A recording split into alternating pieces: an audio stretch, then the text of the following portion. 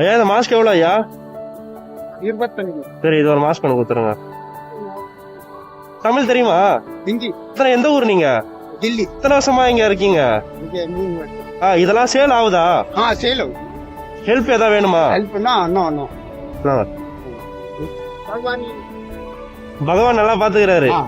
சில்லற வேணாம், நீங்க வச்சுங்க. இந்தாங்க என்னோட அன்பளிப்பு. வச்சுங்க சரிங்களா? உங்க பேர் என்னது?